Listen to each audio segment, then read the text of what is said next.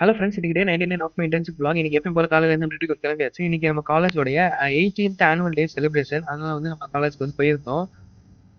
Entrance ரொம்ப பயங்கரமா setup பண்ணியிருந்தாங்க. அதெல்லாம் அப்படியே எக்ஸ்ப்ளோர் பண்ணி சுற்றி பார்த்தாச்சு.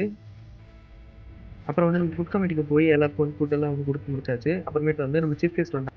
அதுக்கப்புறம் ஃபங்க்ஷன் வந்து நல்லபடியாக நடந்துச்சு. நம்ம ஃப்ரெண்ட்ஸ் எல்லாம் வந்து மீட் பண்ணியிருந்தோம்.